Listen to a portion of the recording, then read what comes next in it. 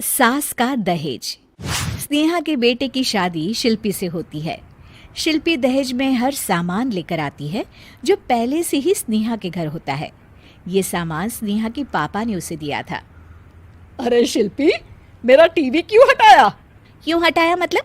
अरे बड़ा और अपडेटेड टीवी है ये। स्नेहा को गुस्सा आता है और वो शिल्पी के बड़े टीवी के बगल में अपने पुराने जमाने का टीवी भी रख देती है।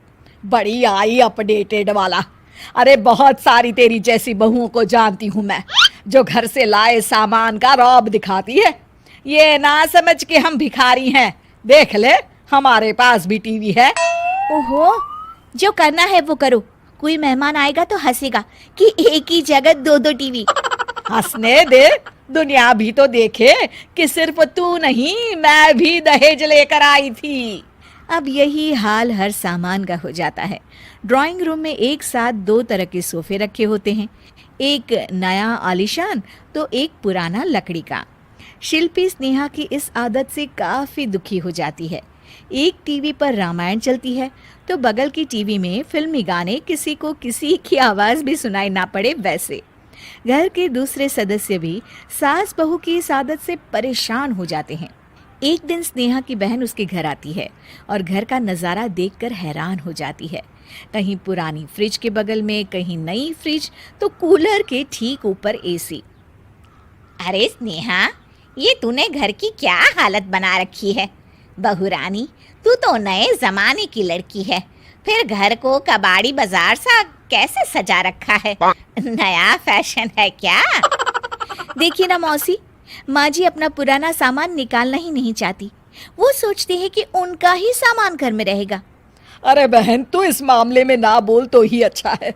मैंने बहुत सी बहुओं को देखा है अपने लाए सामान पर सास को धौंस दिखाते, और मैं भला किसी की धौंस को क्यों सहन करूं?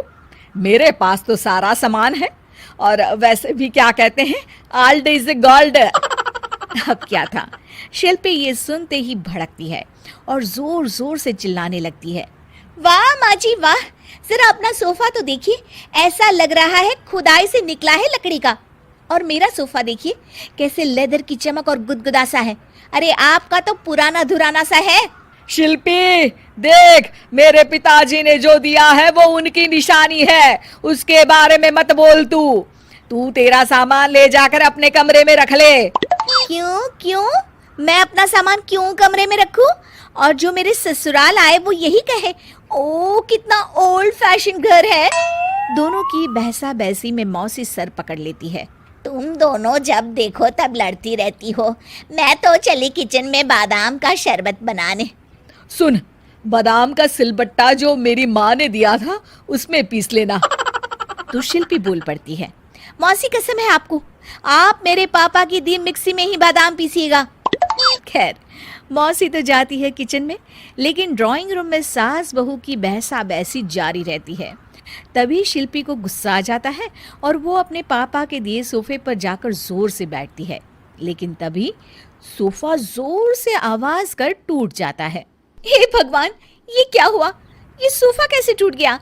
बेटा, अब समझ में आया ओल्ड इज गोल्ड क्यों कहा जाता है। टूट गया ना तेरा सोफा। तभी किचन से जोर से आवाज आती है और मौसी काली पीली होकर किचन से बाहर निकलती हैं। शिल्पी, तुम्हारी कसम के चक्कर में मैंने बादाम के लिए मिक्सी का उपयोग किया था, लेकिन जैसे ही प्लग ऑन किया, अरे मेरा ये हाल हो गया। और भरोसा करो आजकल की चीजों पर।